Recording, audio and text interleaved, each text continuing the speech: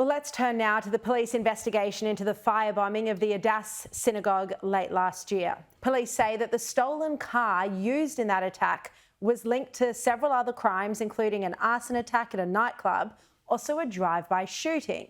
Here was the AFP's Counter-Terrorism and Special Investigation Assistant Commissioner at a press conference this afternoon. We will continue to investigate it as a politically motivated attack on the Jewish community. Based on our information, we believe some of the individuals involved are extremely violent. And Co-Chief Executive of the Executive Council of Australian Jewry, Alex Rifchin, joins me now. Alex, great to see you again. Now, it's been 5 months, no arrests made for this very serious arson attack on a synagogue. What's your reaction to the evidence that now suggests this firebombing is linked to other serious crimes, including a drive-by shooting? Yeah, look, it's reminiscent of what we're seeing up here in Sydney, where, it's believed that the spate of firebombings that we saw terrorising the Sydney Jewish community was also linked to violent crime, to organised crime. And in addition to the conventional anti-Semitic elements that we're dealing with at the moment with the far right and the anti-Israel movement, the fact that you've got organised crime, people who are criminal by nature, who will do anything out of self-interest. And as we've seen there from the police speaking about the Adass Israel firebombing, they believe that the same people that carried out that attack were involved in other violent crimes, including shootings. They have access to weapons, potentially explosives.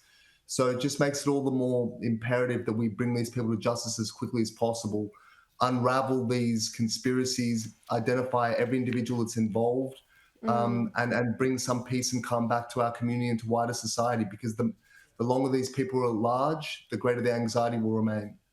Exactly, and not just the anxiety, but the very real danger as well. Alex, you featured in a Four Corners report where the alleged mastermind of the Sydney attacks gave an interview to the ABC.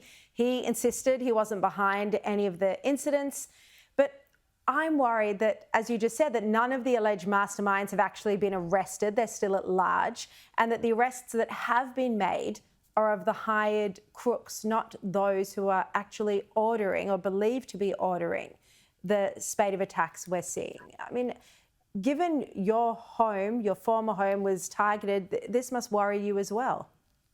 Yeah, look, it's deeply concerning, Shari. Knowing that you've had this network of individuals of different rank and seniority in the criminal underground, and this alleged kingpin that remains outside the reach of the AFP, it's deeply troubling. And when you're dealing with people who, for meagre sums of money, would set fire to cars and set our streets alight and potentially risk burning people in their homes, it's extremely troubling and it's gravely serious. So we need these people brought to justice. I've spoken to the police multiple times. I know they're doing everything they can to achieve justice, to bring these people to trial. Many arrests have been made, but this is a complex case, it appears, a complex conspiracy with many people involved with very confusing motives. The story that's been put to the public about, these all being orchestrated by one individual to assist in returning home and, in his plea bargain, these things don't really stack up. So we need to have all the facts brought to light. We need to have people brought before the courts, and we need to get closure and we need justice. Indeed. Alex, just finally, while we have seen wonderful leadership from Labor leaders like Chris Minns on anti-Semitism, we haven't seen it from the Albanese government. And they've now been re-elected with such a sweeping majority, it's likely they'll be in power for another 6 years. And it's likely as well that Penny Wong will move to recognise a Palestinian state this term, potentially even this year, potentially even while Hamas is still in power. So, as a leader, what's your message to Australians who care about this issue and who are upset that this is the leadership we're now left with for the foreseeable future?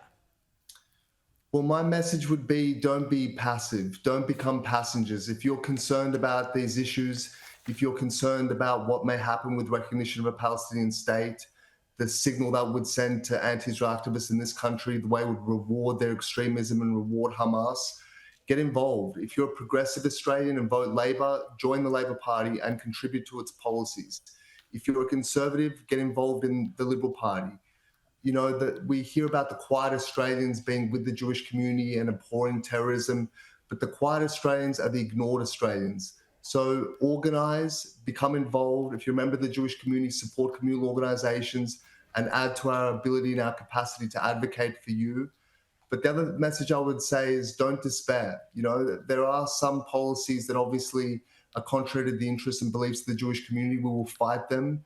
But look at what we've survived and endured in the past 18 months with the doxing and the vilification and the gaslighting and the encampments and the fire bombings. And we're still here. We're still strong. We're still proud to be Australians and proud to be Jews. And look what our brothers and sisters in Israel have endured for the past 18 months and how they've come through it and how they've decimated their enemies. And if they can do that, then whatever political challenges lie ahead for us, we can overcome that as well. An inspiring message. Thank you so much, Alex. Thank you, Sharon.